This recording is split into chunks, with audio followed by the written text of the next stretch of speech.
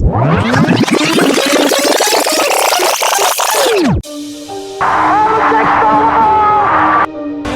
there's a steal by Bird. Underneath the DJ, lays it in. Pierce for three. It's good. Tatum puts up a three. Bang!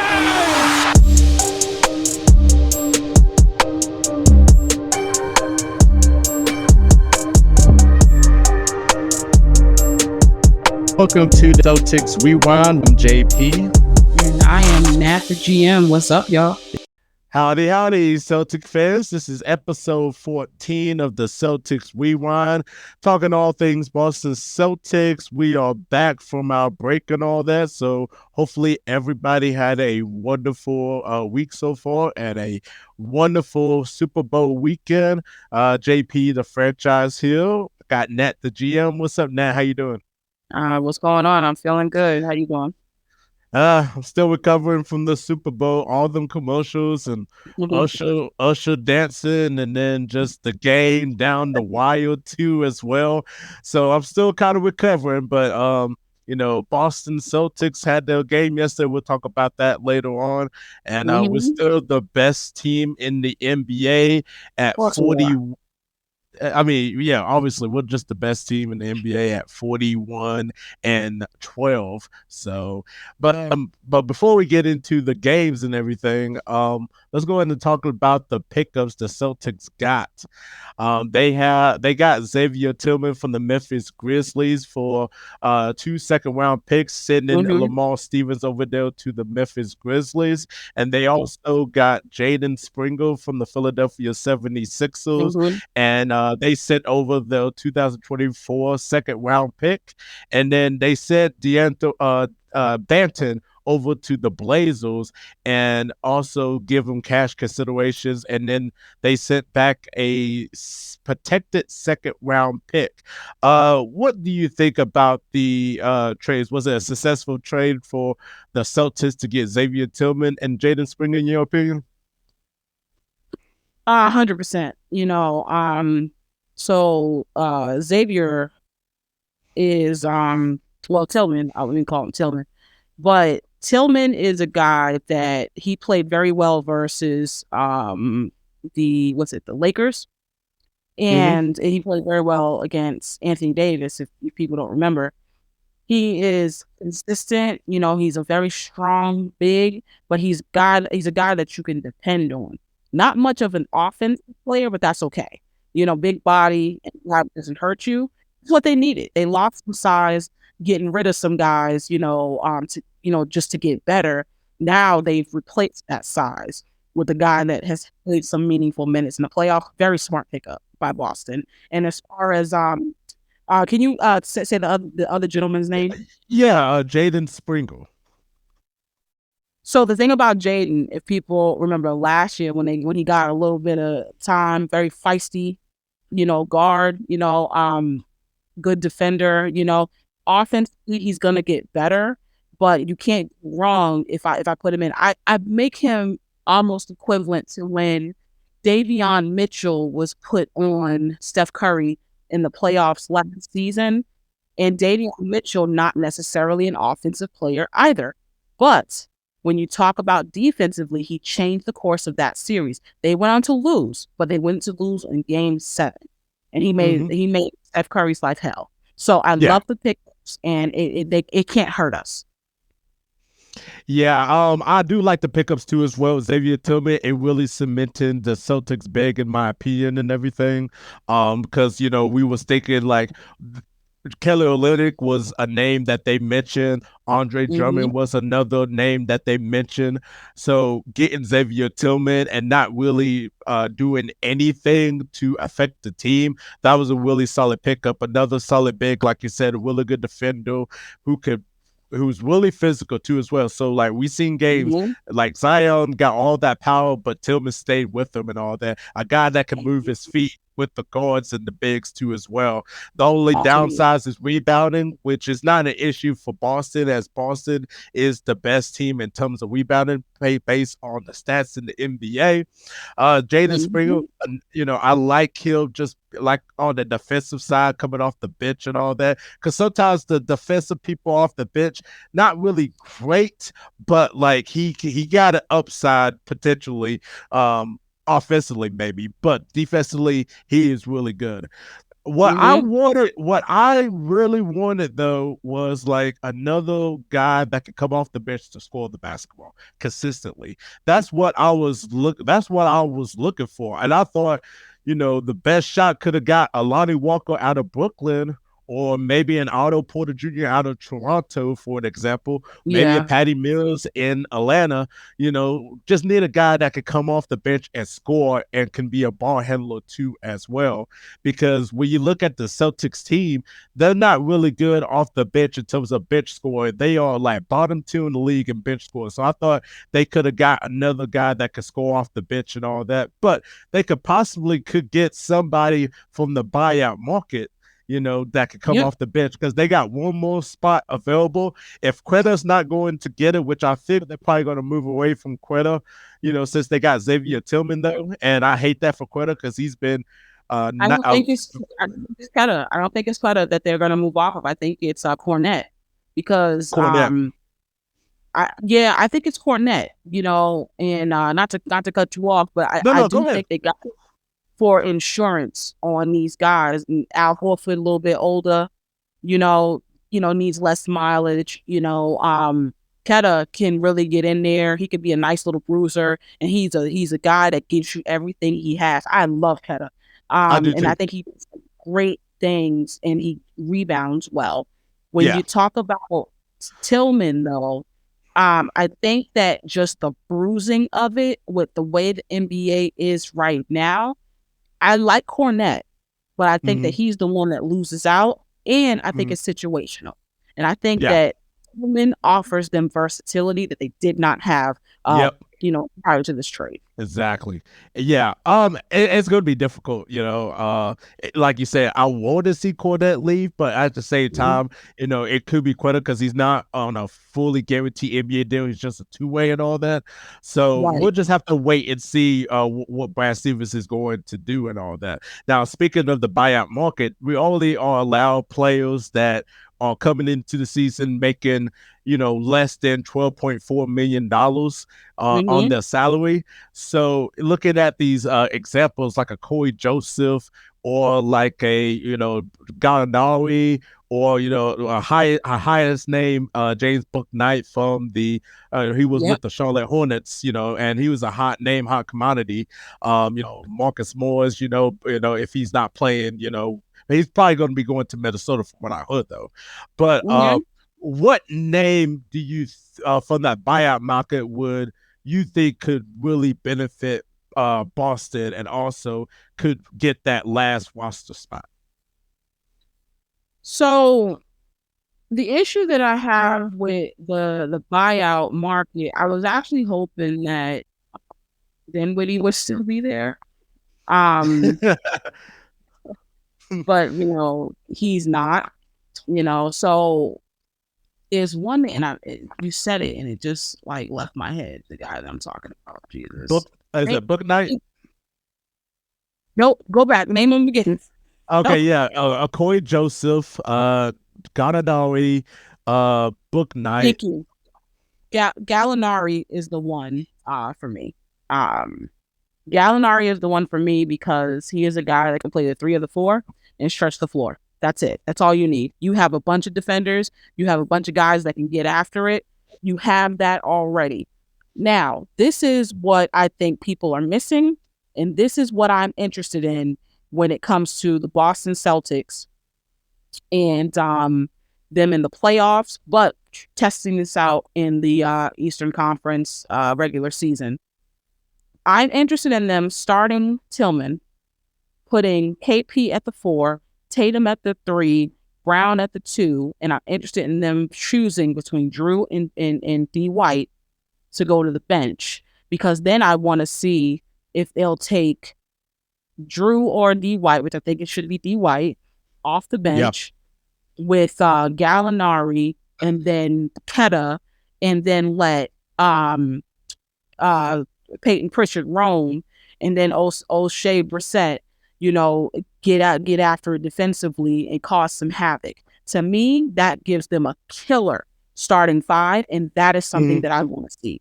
So I want them to play with that lineup because I think that you need to give KP some relief and get him out of that foul. Consistently, he's been playing 5 all season. I think you need to give him some relief. You need to, just because of just the injury history. You want him to stay healthy, so hopefully they can 100%. give him a little bit of relief. Though, only thing with Gallinari is the whole thing that happened with him get traded in the first place after, because he got hurt when he came to Boston, and we was like, oh, he's going to be the guy that's going to be coming off the bench and scoring the basketball. I couldn't wait, and then he got hurt, and then unfortunately he got he got traded. So I wonder if there's some animosity between Gallinari and the Celtics organization. That's the thing that kind of he's the perfect fit, but I wonder if there's some animosity between them two, though. I would love to see Gallinari back because he is the exact person that could come off the bench, and he don't even have to play defense. He could just score the basketball. He's been shooting very impressive too when he gets playing time, at over 40%. I love Gallinari. I really do. And, I want the absolute best, for Gallinari. I want him to go to a team that appreciates him, but I think we're going to appreciate him just fine. Nothing we could do that he got injured. And I think he understands that. It's like, what are you going to do? But I love Gallinari, and I love his game, and I want nothing but the best for him. But I really think that if he comes back to Boston, you can't tell me that Derek White off the bench, Peyton Pritchard roaming, not the point guard, but roaming in more of the two, and then Gallinari and O'Shea Brissett, and then put Keta. That is a bruising. That's bench. A lineup. That's a scary lineup. It's a bruiser, and that's what I want, So I'm looking forward to seeing what Joe does. This is the time Joe can play with these lineups. This is the time where you can do.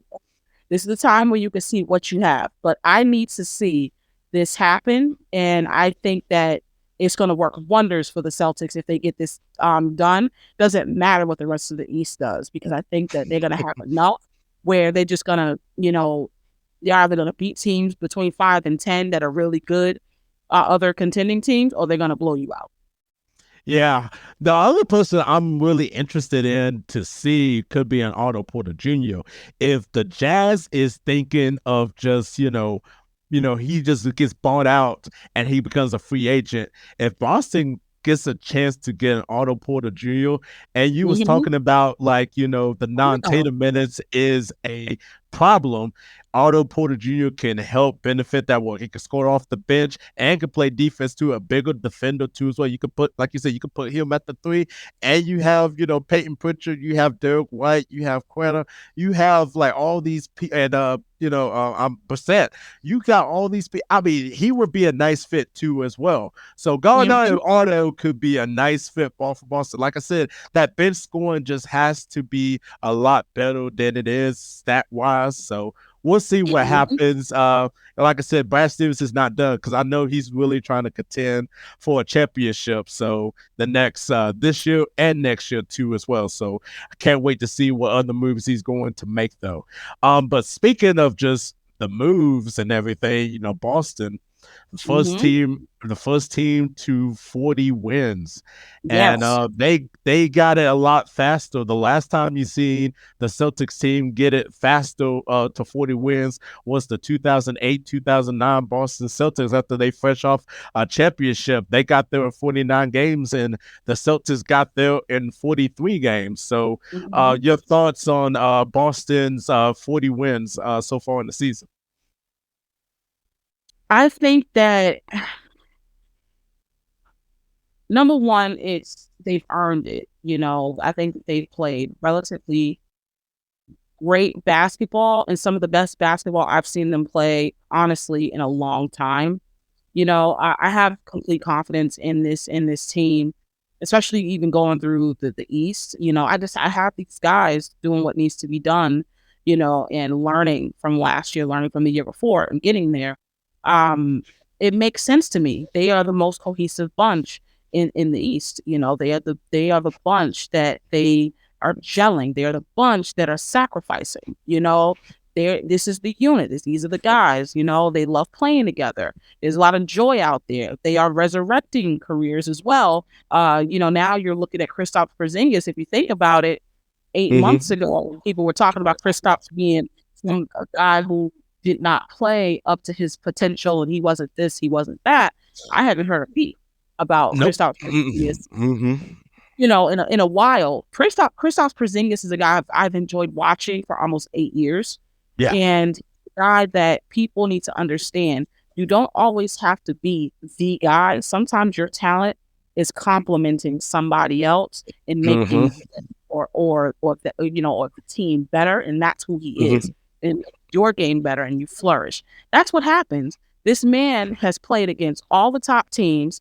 Anthony Davis, he's played against Joker, he's played against Giannis. He's had 20 plus points in every single one of those games.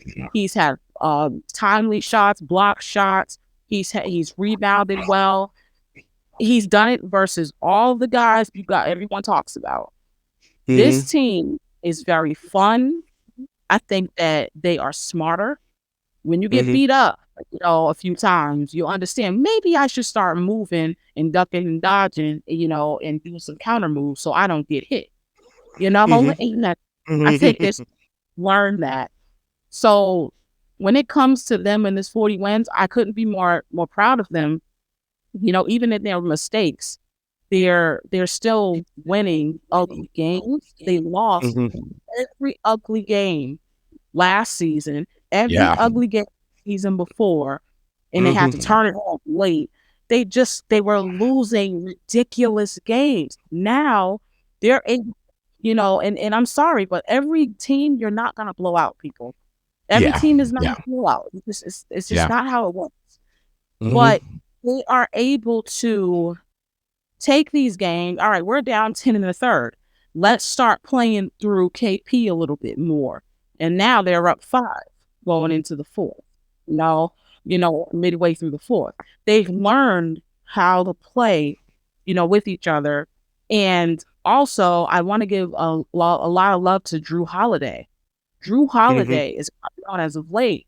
He is knocking down those threes recently at a nice clip. He's shooting them with confidence. He's playing very good defense, and he's making it gel. I like this fit on the Boston Celtics. So shout out to the Boston Celtics. I love it. Oh yeah, for sure. And then you speaking of Drew Holiday, like you say, he's been coming in clutch the past 2 games against the Wizards and the Miami Heat, scoring 20 points against the Wizards and then scoring 15 points against the Heat. I love that Drew Holiday is being aggressive, and I love the fact, that he's, taking them 3-point shots, and he's really taking care of the ball too as well. Like when he was just like coming in and it was a very close game, Drew Holiday's next 2 shots, kind of extended and helped Boston kind of have like a leeway before Miami started just making just this ridiculous comeback and all that, which we'll get to a little bit later. But I love the fact that, Drew Holiday's getting aggressive and all that. I really love the fact that Porzingis, unbelievable the past like 4 games that he's just been putting on a show and all that, like sometimes he could be the second best player, or he could be the best player that you on that team, like he did against Atlanta when he scored like 31 points. Like he's just a difference maker. And I've been hearing a lot of hate for Jason Tatum, like ever since, like, when coming up to the trade deadline, like everybody's been kind of just really hard on Jason Tatum, like, oh, Jason Tatum ain't this, Jason Tatum ain't that. You got people saying Jason Tatum is not going to get to that next level, or, oh, we'll bring somebody in. Oh, Jason Tatum needs all the help that he can just to win an NBA championship and all that. And I'm just looking at him like, man, this hate for Jason Tatum is really really crazy. Like, the man's having a really good season. The man is a top 5 in MVP voting. He's still the best player on the team. This team doesn't go further without Jason Tatum, even though, Porzingis is having a good year and, Derek White having a good year, but this team is Jason Tatum, and he'll go as far as he'll take them. So what do you think about the hate on Jason Tatum? And, like, do you see people's, like, understanding of why he's not this? Or is it just like they just don't know what Jason Tatum brings to the table? The thing about Jason Tatum, I can understand some of the critique, when it comes to him. I think that, and I say this, every time the question is asked, I think he's the most frustrating star in the league. And only because I don't think he idolizes Kobe Bryant, and that's his guy. I don't think he understands what made Kobe Bryant so damn special. And it wasn't that he jacked up a bunch of threes. Yeah. That's not Kobe special. Kobe was a competitor. Kobe was a guy that got after it, and he said, "Give me the ball. I got it," and you believed him because he proved it time and time again. He was a guy you did not strip often. He was a guy that, you did not fluster him often. He was a guy that could post up. He was a guy that made his free throws. He was guys that could shoot the three, didn't rely on it. And he got after it defensively all the time. Jason Tatum, if he truly wants to embody who Kobe Bryant is and really learn from him, you'll take that from Kobe Bryant instead of jacking up threes. That's not like how you're going to be a guy that makes the next level. That is not how you're going to make it when you're winning multiple championships. You're a guy that you have a great chance right now. It's the best chance you've ever had in your career. You have got to get in the post. Yeah. You have an opportunity to play like Kevin Durant-ish, okay, Kevin Durant-esque, if you just choose to post up and take less threes. 3 less threes a game, you choose to go into the post. Not only do you build a rapport with the referees, because now you're getting physical, they're probably going to get those calls now. The calls are important going into the playoffs. Now you realize that they're not looking at you like you're trying to, get bailed out with those threes, and then you're like, somebody hit my wrist.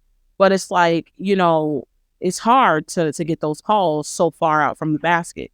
If he just changes these parts of his game, Jason Tatum, is on another level. The problem is, and it's only a problem with himself. He hasn't made the choice.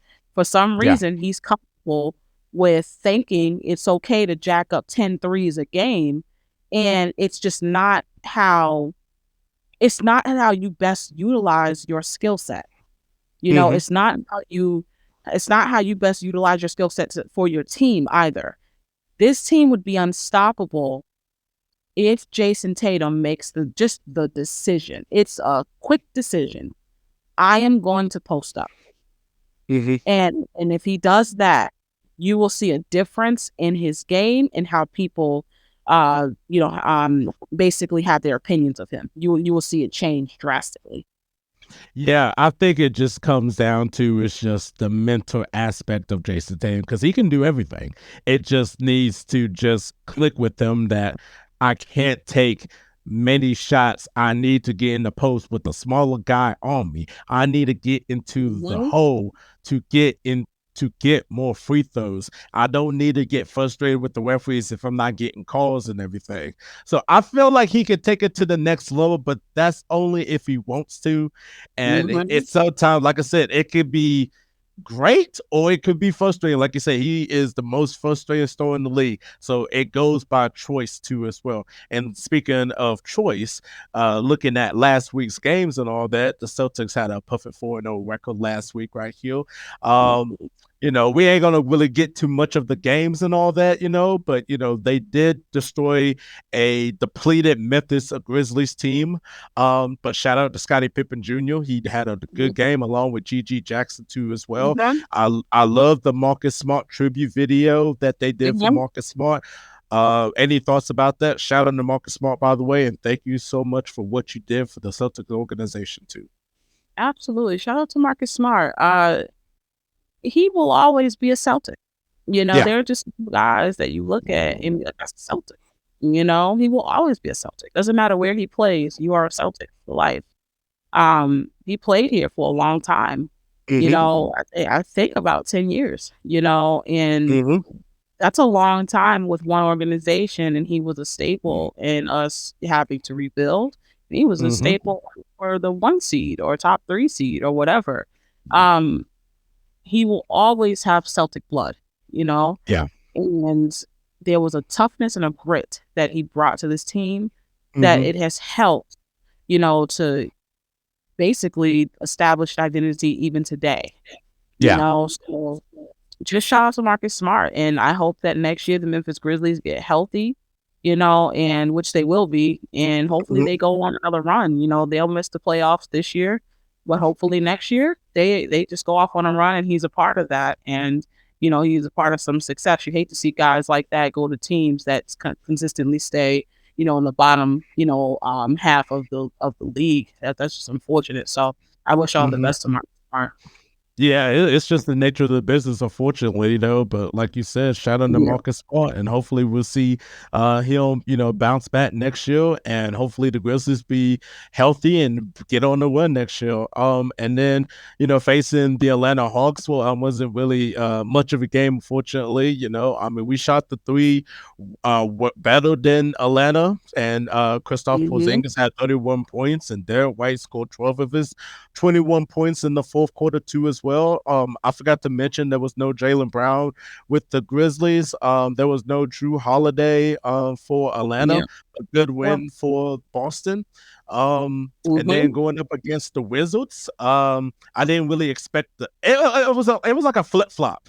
Like we do really well in the first half, and then the third quarter we just turn into just like we just can't play defense, or we can't just like score, or we just take too many threes. It was the exact opposite against the Wizards. Jordan Poole, because he was scoreless the previous game, he was hot, in that first half, and the Wizards scored. The Wizards had like 72 points in the first half, and it was like we was down by like 6, and then lo and behold, the third quarter, the Celtics exploded out of the third quarter, and then we, grinded out in the fourth quarter, even though the Wizards was exploding too as well, but grinded out in the fourth quarter, and we still came up with the victory right there. And then against the Miami Heat, shot really well shooting the ball, and unfortunate with all the injuries that Miami got with Terry Rozier and Richardson, prayers to Jimmy Butler too as well. What did you think about that? They was labeling it like a dirty play by Jaylen Brown on Duncan Robinson. Well, like Duncan thought it was very excessive and it was a dirty play, and Jaylen Brown was like, he knew what he got himself up to. Hopefully, he doesn't do it again. So, what do you think about that play, though? By the way, I mean, at the end of the day, what do they do? There's a lot of complaining, with the Miami Heat. There's a rivalry there, so everything is dirty. I saw the play where Bam, was just a little too physical with KP, and it was uncalled for. It just, and so what? Move on. I know. And then also just the ghost of Caleb Martin came out of nowhere too as well, because he was killing us that game too as well. It just seems like just the next man up, the Miami Heat just finds a way to have it close against the Celtics out of nowhere. So, but wonderful rivalry. It's one of the best rivalries in basketball. I agree with you, and I agree with you. And like I said, hopefully we can see him again in the playoffs so that we can take our revenge out after what they did to us in Game 7 last season, though. But, they're currently I believe in the 7th or 8th seed, though. So we'll just have to wait and see what happens in the playoffs and who's going to be seeded in terms of the matchups. But any game that you wanted to talk about, like, briefly or in detail that you found interesting or just shocked you or just that you seen like a little issue? I am actually not necessarily with the Boston Celtics, but I'm watching the competition. I am watching just how the trades with the other teams in the East, how that shapes up and how that's going to potentially be a matchup for Boston. In particular, the not Golden State Warriors, Jesus Christ. The Giannis, the Bucks. Oh yeah, the Bucks. Yeah, there we go. There we go. Those guys, those guys. So I just want to see how that shapes up because they got Patrick Beverly over there, nice defensive player. See if that defense is better. Right now, they're up about 21 points on the Denver Nuggets. So I want to see just what happens and how they play moving forward this next half of basketball. Oh, okay. Now, hey, good points. I would like to see. Cleveland is being unbelievable. They just got a streak on winning so many basketball games. Then, shockingly, they are number 2 in the East, and the Bucks is number 3. Philadelphia went down to 5th because of the Embiid injury. Unfortunately, the New York Knicks, shout at Sean with the W, wants to challenge the Boston Celtics again. Because they got OG finally and all that, but he's hurt right now. But they want to get that healthy team against Boston and just see how they're going to do. So, I'm intrigued to see that too, as well as see how the trades went down as well. So, yeah. But yeah, everyone's always so excited to play us. Isn't that funny? Oh yeah, I mean seriously. And guess what? It's always the same thing every single time. Porzingis difference maker, both offense and defense. No answer. No answer at all. So, but they was like, oh, let's try it again. So I give them a lot of credit for, trying to give like some effort there. But yeah, it's not going to work out though. But in terms of this week though, Boston Celtics face the Brooklyn Nets twice. They face them tomorrow and on Wednesday, and it's going to be the NBA All-Star Weekend festivities and all that. So I mean, obviously you probably don't even want to go ahead and talk about the Brooklyn Nets and all that, but it's okay though. Your thoughts on Jaylen Brown participating in the dunk contest this weekend? Because it's an interesting move, but as for me, I'm like, I know that they're trying to get a lot of flavor back in the dunk contest, try to bring some big names and all that, but I was just like, Jaylen, you could just sit this one out. We need you to stay healthy, the rest of the season. So your thoughts on Jaylen Brown? I kid you not, the dunk contest has gotten very boring, and I think that's why I'm loving the fact that they are bringing Jaylen Brown. Somebody with some excitement. He's never done this before. I wish that a couple other guys would do it, like maybe Anthony Edwards would do it, and stuff like that, make it more fun. But the problem is it hasn't been like it's been in its recent years. So that's something that I hope that will change, going forward. But Jaylen Brown, I think he can win it. I think, and I think he will actually. I'll change that. I think he will. Hey, Jaime Hawkins Jr., I've seen his dunk highlights in high school, and he got some tricks up his sleeve though, so he's kind of like an underrated type of pick though that you could pick up in the dunk contest. But I think Jaylen Brown will probably win it too as well. It almost reminds me when he participated in the Big 3 All-Star game. Like he's just trying to be the first one to do it, and then like when he does it, it's like everybody got to follow suit though. So we'll see what happens with the impact with Jaylen Brown in the dunk contest though. We'll see. But yeah, we'll see about it. But congratulations to Jason Tatum and Jaylen Brown being selected to the All-Star game too as well. Absolutely. Any other festivities that you're looking forward to during All-Star weekend? As always, the 3-point contest. Who are the 3-point contest contestants? I know Jalen Brunson's one. Let me see. Hold on. Let me pull this up. And then that's something that we all got to be into. We know the Steph Curry versus Sabrina is going to happen too as well, which I can't wait for. Let's see here. 3-point contest. Who's in it? Okay, so here's your contestants. You have Malik Beasley from the Bucks, Jalen Brunson for the Knicks, Tyrese Halliburton for the Pacers, Damian Lillard from the Bucks, Lauri Markkanen from the Jazz, Donovan Mitchell from the Cavaliers, Karl Anthony Towns from the Minnesota Timberwolves, and Trae Young from the Atlanta Hawks. That's gonna be good. It's gonna be good. I think I'm gonna go ahead and I think Dame's gonna win it. I'm not saying because of the name. I think Dame is going to win it. I feel like everybody's probably going to assume Trae Young is going to be the guy that's going to win it, but I don't think Trae Young is going to win it. I think it's going to be Dame. I think Dame got the best chance, and with the experience of him being in the 3-point contest, along with Karl Anthony Towns too as well. Mm-hmm. I think it's Dame's to lose.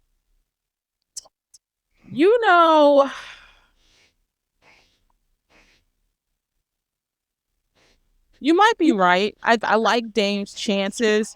And you know what? I got to say this too. He shouldn't be starting in the All-Star game. So this Thank you.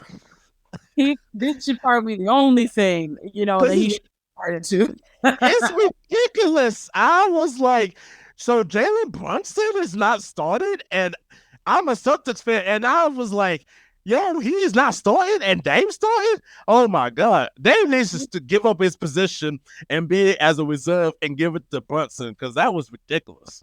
Let me tell you something. I got a lot of love for the New York Knicks. I know people, it sounds crazy, but you got 4 players over there that I absolutely love, and it starts with Julius Randle, then Brunson. I love Josh Hart. I will root for Josh Hart wherever that man goes. I just love him. Yep. Mm-hmm. And DiVincenzo.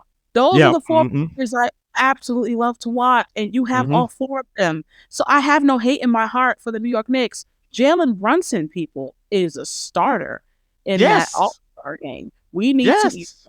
Damian Lillard has had so many bad games this season. It is atrocious. It is offensive that he will be the starter. He has not had a good season. He has not been hot from 3. He has not come to really play, and he has not made an impact. They could have had a different point guard. I really truly believe they could have had Spencer Dinwiddie and had still been number 2 in the East. He's not making that impact yet, so I just really feel that they're voting, when you're voting for names, picking names, it's very offensive to the guys that have taken their teams to new heights, like Jalen Brunson. He has put this team on his shoulders, and they are playing phenomenal basketball, and he should have been rewarded for that. So very offensive, and I hope that, the next time he plays, the Bucks, I hope he gives them 50. Yeah, I thought Brunson was going to get the nod, and when he didn't get the nod, I was like, that really sucks, because he's having an incredible season. And then the one thing that he has over Dame, he is in consideration of MVP. He could be in the top 5, top 10 in terms of MVP consideration, and then for him not to be starting is kind of ridiculous. Now, I felt like they could have had like one more Boston Celtic as an all-star, whether it was going to be Porzingis or Derek White, though. I was looking forward to see Derek White as an all-star, and I was going super hard for Derek White to become an all-star. And then when Embiid and Wendell went down, I was like, okay, so it's probably going to get it's probably going to be like a big. They're going to take a big in the guard, and I was thinking it was going to be like Derek White, and then Porzingis could have easily, but I think Porzingis probably missed too many games for him to be considered into being an all-star, but he's having an all-star season. So your thoughts, of White and Porzingis not making that all-star team? I thought it should have been one more Boston Celtic. So I think that Porzingis should have been an all-star. I think he's had a phenomenal season. I think he's at like 20-7 or 20-8. You know, blocking shots consistently, high, field goal percentage, and a highly impactful player. And what is so glaring to me is him going from the Dallas Mavericks with Luka, and people love Luka. Luka. Luka's better than Tatum, whatever, and all this good jazz. But for some reason, he couldn't make Porzingis click, with him. It just wasn't working, and it seems that when guys go to play with him, it just doesn't click. Part of being a great player is you make others better. Yeah. And it was so bad you have people questioning Porzingis's talent. Yeah. Then he goes and he plays for Washington, has a great season with people like, oh, but it's Washington. And I'm like, no, but did you watch what he was doing? Did you watch how he had like a new lease, on life in his career, in his play? And he was healthy. And he was healthy. Then he comes to Boston, and every mark he gained, this man is scoring over 20 points. Yep. So you haven't heard a lot of jibber jabber about Kristaps Porzingis because he's playing so damn well. So now, the props are not as loud as the disrespect, and it should be, noted that he's playing with Jason Tatum and he looks great. He's playing with Jalen Brown, he looks great, Yep. And that's even with a slightly lackluster bench. I think the bench can be a little bit better. But they're doing this. But Kristaps Porzingis is a big part of why they always have a mismatch for the other team. Makes them have that mismatch. It is literally Kristaps Porzingis. And I think his impact on the game, as well as the big games he's had, this man should have been an all-star. He should have been. Like, I would have been fine with him. I would have been fine with Derek White being an all-star. I would have been fine with both of them being an all-star, though. But, it is what it is, though, I mean, there's some teams that got more all-star players than Boston. And I'm just like, there's no way he's going to be an all-star. Really? But it is what it is, though. But before we get out of here on episode 14 of the Celtics Rewind, we want to go ahead and say happy birthday to the greatest Boston Celtic of them all, the late great Bill Russell. He would have turned 90 years old today. I mean, Nat, what could we say? I mean, the greatest winner of all time, 11 championships. I mean, you can't really that's basically a summary right there of Bill Russell. Like, he was a winner. And the funny story that I heard was Michael Jordan and Bill Russell playing golf. And Michael was like, Bill, I'm about to break your record in terms of championships. And Bill Russell looked at him and said, yeah, which one? And he said, how you gonna break 11, or are you gonna break the 8 straight championships I won, Michael? And then Mike was like, well, you had it easy against these easy teams. You only had like 12 teams in the league and all that. And then Bill just looked at him and was like, you got great role players like John Paxson and all them, that, he was wide open, in that championship series. You know what John Paxson would have been doing in the 60s with us? And Mike's like, what? And Bill Russell said, he's going to be in the stands watching the game.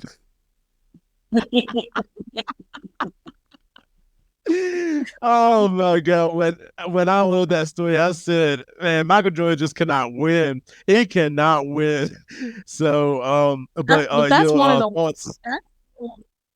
No, that's one of those things where you don't want to win versus Bill Russell. You just let that go, man. You just sometimes you just have to appreciate history and somebody's career that was game changing, and someone that on a political level, you know, and a civil rights level, just did more, I think, even to what their career amounted to in championships. He was a champion just in progressing us and moving us forward. So Bill Russell, in my book, has technically 20 championships, you know, because he's done so much, you know, for us, and he just paved the way, you know, and especially on a team like, you know, Boston, we get a lot of flack, always a lot of flack. You know, just, you know, always Boston is, you know, racist or whatever, you know, in which you can't name a city that doesn't have a history of racism. Yeah. You know, it's just not one, but, you know, we're not the problem. The racism is, you know. So, shout out to Bill Russell. Happy birthday. And thank you for being so strong. And even when I think it's hard to imagine pulling strength, you know, for in those times, thank you for having it and to get us to where we are today. Amen. You said it better than I could, you know, and we're going ahead and put the cap on. This is episode 14 of the Celtics Rewind, talking all things Boston Celtics. We are back from our break. JP, the franchise. She's Nat, the GM. And we see y'all in the next episode. Peace, y'all. Later.